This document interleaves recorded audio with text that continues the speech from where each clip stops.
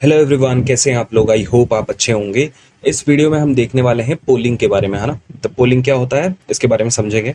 In polling system one primary station and other is secondary station are connected on a single channel. अब इसमें क्या होता है कि एक पर्टिकुलर प्राइमरी स्टेशन होता है और अदर जो डिवाइस होते हैं उसको हम सेकेंडरी स्टेशन बोलते हैं। ठीक है। All the data exchange through the primary station, और जब भी हम डेटा को भेजते हैं, है ना, तो हम जो है प्राइमरी स्टेशन के थ्रू ही एक्सचेंज करते हैं। ठीक है, प्राइमरी स्टेशन के थ्रू ही हम एक्सचेंज करते हैं पोलिंग में। ठीक है, तो इसमें क्या होता है, एक प्राइमरी डिवाइस होता है और जो अदर डिवाइस होते हैं वो सेकेंडरी डिवाइस होते हैं। ठीक है, अब पोलिंग का क्या मतलब होता है। Primary station want to communicate and receive the data, है ना। जो प्राइमरी स्टेशन है वो कम्युनिकेट करेगा और डेटा को रिसीव करेगा, है ना।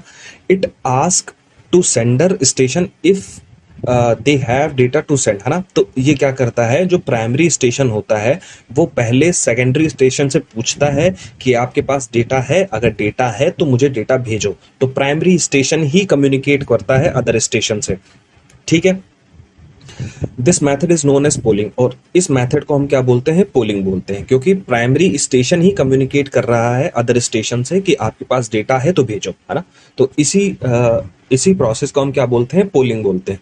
ठीक है, अब इसकी वर्किंग क्या होती है इसके बारे में पहले हम समझ लेते हैं। तो हम पहले फिगर 1 की बात करेंगे, है ना। पहले फिगर 1 की बात करेंगे। इसमें क्या हो रहा है, primary station want to send data to the station भी, है ना। अब प्राइमरी जो स्टेशन है, ये प्राइमरी स्टेशन, ये कोई भी डेटा भेजना चाहता है सेकेंडरी स्टेशन को, है ना। सेकेंडरी स्टेशन में कोई भी हो सकता है, ए हो सकता है या बी हो सकता है। तो अब ये प्राइमरी स्टेशन क्या करेगा, it send the select function to the secondary station, है ना। तो सेलेक्ट फंक्शन पहले भेजता है प्राइमरी स्टेशन। प्राइमरी स्टेशन पहले सेलेक्ट फंक्शन भेजेगा, जैसे कि ये SEL सेलेक्ट फंक्शन उसने पहले प्राइमरी ने भेजा, है ना।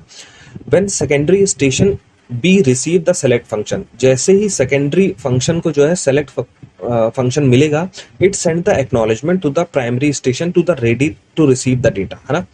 फिर इसके बाद जो स्टेशन बी होता है वो एक एक्नॉलेजमेंट भेजता है प्राइमरी स्टेशन को कि हाँ मैं जो है डेटा लेने के लिए तैयार हूँ। तो ये एक्नॉलेजमेंट भेज देता है प्राइमरी स्टेशन को, है ना। ठीक है, then primary station send the data and secondary station send the acknowledgement for the receive data. फिर इसके बाद क्या करता है कि जो डेटा रहता है वो प्राइमरी स्टेशन भेज देता है बी को, और फिर जो रिसीव डेटा होता है स्टेशन के पास, है ना, उसके बदले वो एक एक्नॉलेजमेंट भेजता है कि हाँ भाई मेरे पास डेटा पहुंच गया। अब हम फिगर 2 की बात करते हैं कि फिगर 2 में क्या हो रहा है ना। तो फिगर 2 में क्या हो रहा है, primary station want to data from the station A. अब जो है प्राइमरी स्टेशन को कोई डेटा चाहिए स्टेशन ए से, जैसे कि ये स्टेशन ए है और प्राइमरी स्टेशन ये है ना। तो प्राइमरी स्टेशन को कोई डेटा चाहिए स्टेशन ए से, तो it will send the poll function, है ना, टू ए, है ना। तो जो प्राइमरी स्टेशन है ये पोल फंक्शन का इस्तेमाल करेगा और ए को भेजेगा, पोल फंक्शन का इस्तेमाल करेगा और ए को भेजेगा, है ना।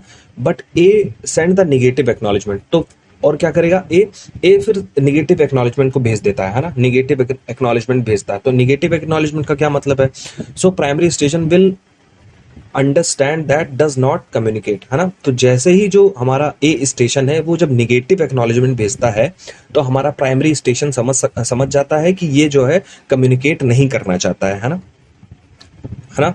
तो इसके बाद क्या करेगा, है ना, primary station, then primary station send the poll function to B. फिर इसके बाद क्या करता है कि जो प्राइमरी फंक्शन है वो बी को भेजता, बी को पोल फंक्शन भेजता है। जैसे कि बी को जो है उसने पोल फंक्शन भेजा प्राइमरी स्टेशन ने, है ना, पोल फंक्शन भेजा। Station B receive the poll function, station B क्या करता है, उस पोल फंक्शन को रिसीव करता है ना, एक्सेप्ट करता है। एक्सेप्ट करने के बाद वो ये समझता है कि वो कोई डेटा लेना चाहता है प्राइमरी स्टेशन। फिर इसके बाद जो सेकेंडरी स्टेशन है वो अपना डेटे को भेज देता है प्राइमरी स्टेशन के पास, है ना, प्राइमरी स्टेशन के पास डेटा को भेज देता है। ठीक है, फिर इसके बाद जो प्राइमरी स्टेशन रहता है फिर वो एक एक्नॉलेजमेंट सबमिट करता है, एक्नॉलेजमेंट भेजता है स्टेशन बी को कि मेरे पास डेटा पहुंच गया।